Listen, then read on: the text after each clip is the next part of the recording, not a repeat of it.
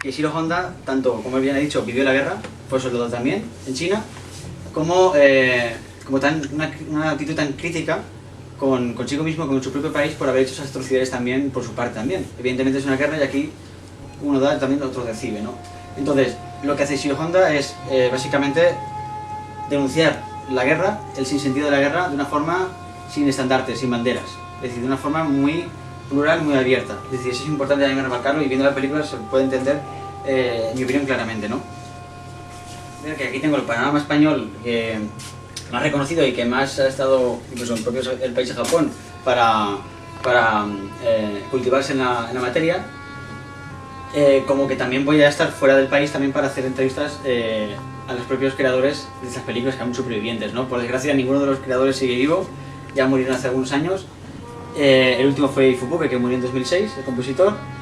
Pero que bueno, que tenemos al señor Nakajima, que es el hombre que se metía dentro del primer disfraz de Godzilla hasta dentro de los siguientes 10 años o 15 aproximadamente.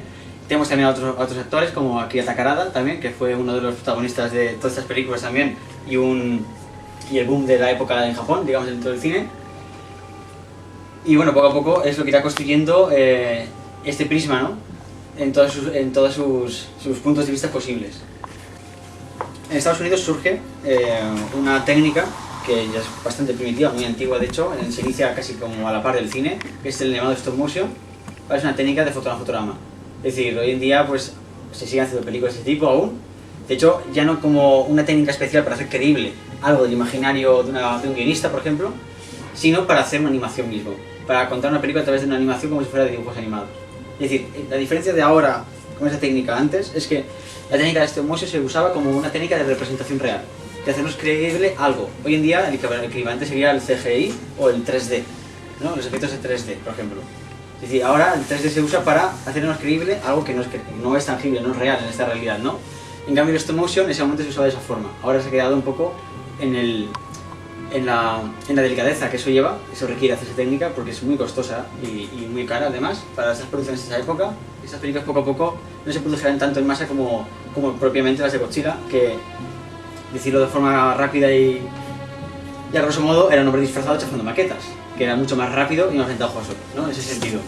No obstante, las dos diferencias, las dos técnicas tienen un porqué también cultural muy importante. Y es que la técnica más adelante nos lo comentará también Ángel Sala y Carlos Aguilar, es que la técnica del stop motion, que es el hombre disfrazado, viene de la cultura japonesa, básicamente. Es decir, si leemos libros, por ejemplo, este escritor Alan Bessina, es un escritor canadiense, que escribió en 2011 este libro a raíz de Fukushima también, de la catástrofe de Fukushima. Nos cuenta también y hace entrevistas a Suzuki Kaneko, por ejemplo, que es un director de cine japonés actualmente muy conocido, que hace mucho cine actualmente fantástico y ha dirigido alguna que otra película de Gamera y de Godzilla también. Entonces, ¿qué nos cuenta este señor en este libro? Él nos cuenta que básicamente la idea de usar un hombre disfrazado, vale, bien, nos ahorra costes, es más barato, etcétera, todo lo que queramos. Pero para ellos es la versión más realista que pueda haber dentro del cine, ¿no? Es decir, para ellos forma parte incluso falsear los propios efectos especiales. Es decir, ellos quieren que en todo momento sea un teatro.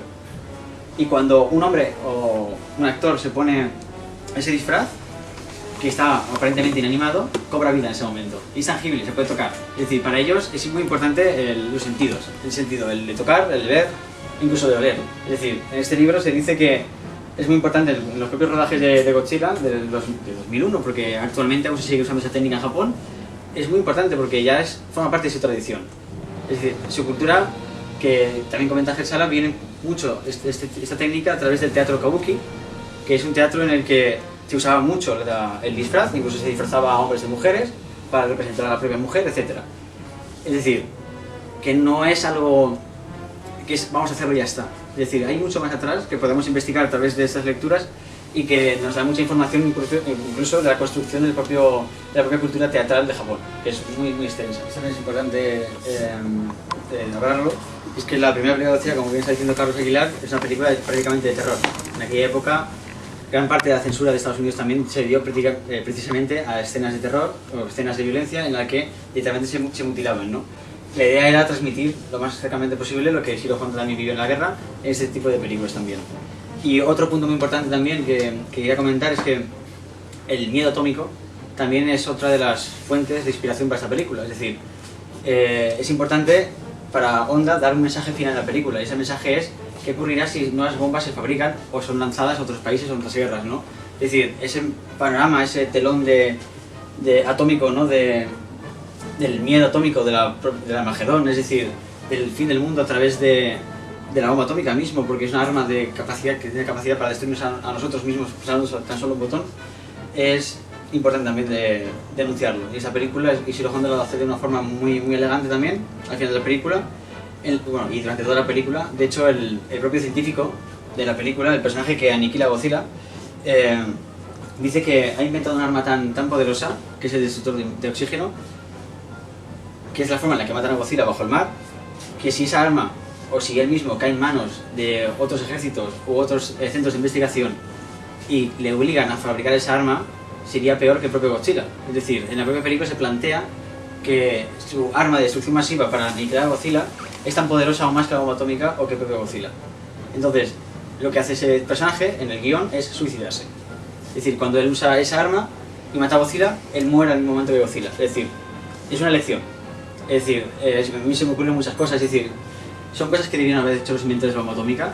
De hecho, en este libro de Hiroshima se habla claramente de que muchos de los pilotos que iban a los aviones se suicidaron un poco después, básicamente por la conciencia.